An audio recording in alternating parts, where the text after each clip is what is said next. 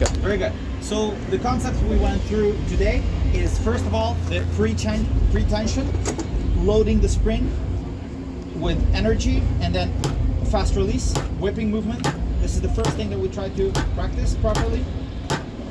Very, very important that you try to spend as much time as you can with your beater on the head and have a fast, aggressive snap release.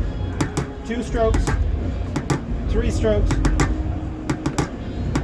4 strokes, 5 strokes,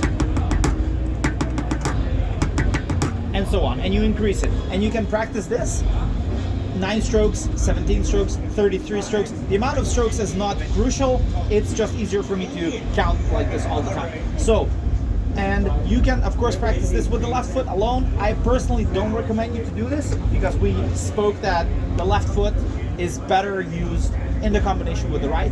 If you want to practice the stop and go with 2 feet, then you do groups of 5, for example, as like a small group. Groups of 9,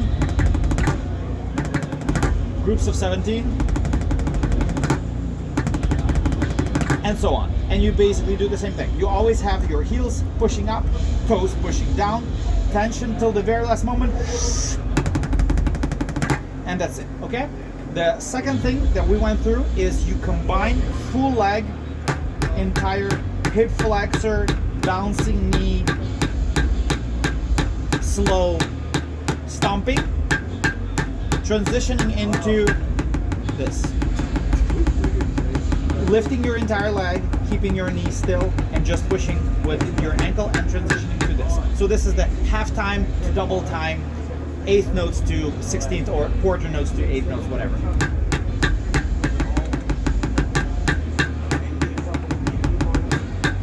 Usually you would prefer to have a tempo something like 160, 170 and above, because at those tempos the ankle movement is already fast enough and comfortable, okay? Up to 200, 210, 200, 220, whatever you prefer. Of course, you practice both things, both legs.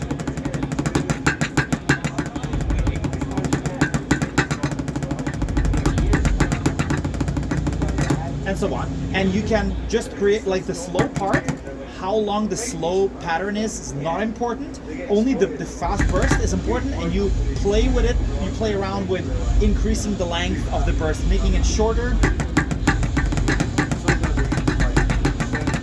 or making it very long.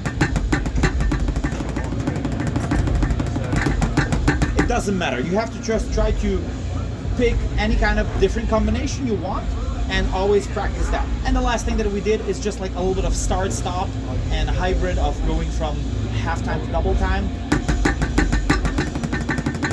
Boom, and then you have a definite stop.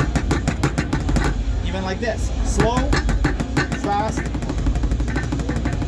stop. You can go from slow to fast, back to slow, and stopping again. It doesn't really matter, just so that you practice all kind of different transitions and fully stopping and restarting immediately the fast stuff or from slow stuff. And the way to practice this is that I would suggest you to do the following. You take stopwatch and you put, let's say you start the stopwatch and you aim for 2 to 5 minutes of continuous playing. You pick a specific exercise, a specific combination of, let's say you do 2 feet, slow, and a short burst. You like this one for some reason. And you start the metronome. And you play it to 200.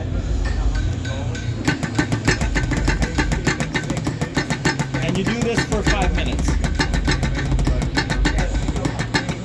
If you feel like it's like perfect, almost, you never fuck up, it's too easy, then you challenge yourself. You either go faster or you make the burst longer, you make it a bit more challenging, okay? But what's important is that if you pick a specific configuration and you stick to a specific BPM, try to spend enough time, so 2 to 5 minutes in that session, okay?